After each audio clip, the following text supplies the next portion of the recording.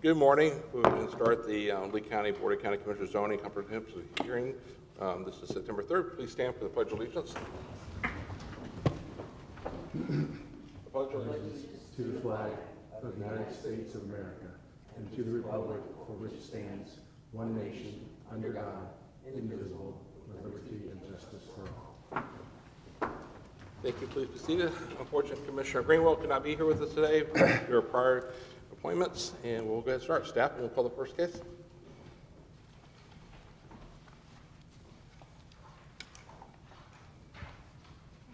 Good morning. My name is Kate Burgess. I'm a principal planner for Lee County in the planning section. The first case today is a small-scale map amendment, which we're calling Surf Style. This is a privately initiated amendment. So the applicant is requesting to amend map 1A, that's the county's future land use map, to redesignate a portion of the subject property from suburban to urban community, and to amend map 1C to add the entirety of the property into the mixed-use overlay. These amendments would unify the subject property under one future land use category and allow for development to occur in accordance with the mixed-use overlay standards.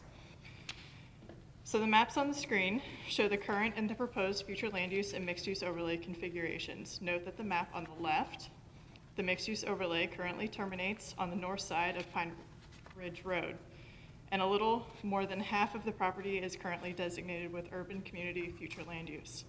The map on the right depicts the proposed amendments with unified future land use and the mixed-use overlay extending across the property. The staff report detailed how staff found these amendments consistent with the Lee plan. I'm not going to go into all of that analysis in this presentation today. I'm just going to highlight a few of the important policies. So policy 1.1.5 provides the description of the urban community future land use category. As stated in this policy, these are areas characterized by a mixture of relatively intense commercial and residential uses. The subject property is surrounded by a mixture of commercial, industrial, and residential uses. Policy 11.2.1 provides the requirements of the mixed-use overlay. The subject property meets all of these criteria. It is close to transit, has pedestrian and automobiles connection to adjacent uses. It will also have a unified future land use of urban community. There are public utilities and other infrastructure available on the site, and the mixed-use overlay will not intrude into predominantly single-family neighborhoods. This subject property is within the coastal high hazard zone.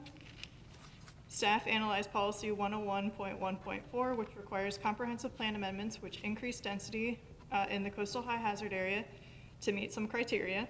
Staff has found that the proposed change is not inconsistent with Lee Plan policies 101.1.4 and 101.3.6, as no additional density is allowed by right, and any proposed density would have to meet all of the mitigation requirements in these policies. The proposed amendments are also generally consistent with the other elements of the Lee Plan, and we've received letters of availability with no objections from all of the utilities and infrastructure providers on the screen. Based on the information presented today and what was included in the staff report, staff recommends adoption of the proposed amendments shown in attachment 1. The local planning agency also recommended adoption. No members of the public were present at that hearing, and a representative for the applicant is here if you wish to have a presentation. Any questions from the board? Chairman, I have no questions. That was a great introduction. I'll go ahead and move approval of the staff and LPA recommendation. I'll second that. We have a motion second. Is there any public comment on this item? Back to the board. Any objection? No objection. Motion carries. Thank you. Next case. All right. So the second case today is CPA 2025-00002, what we've been calling the Disaster Recovery Plan Update. This is a county-initiated amendment to the Lee Plan, which will follow the expedited review process for text amendments with the state. So these text amendments change the text of Objective 72.1 and Policies 72.1.1, 72.1.7, and 72.1.8 in response to changing county policy. Staff received direction from the board to update cross-references in the Lee Plan in May of 2024. The proposed amendments do not make any substantive changes in the Lee Plan or the county's development processes or requirements. So I'm going to walk you through some of the proposed changes. The first is a grammatical correction in the wording of Objective 72.1. The second adds in a reference to the county's disaster recovery plan and generally references other adopted emergency management plans.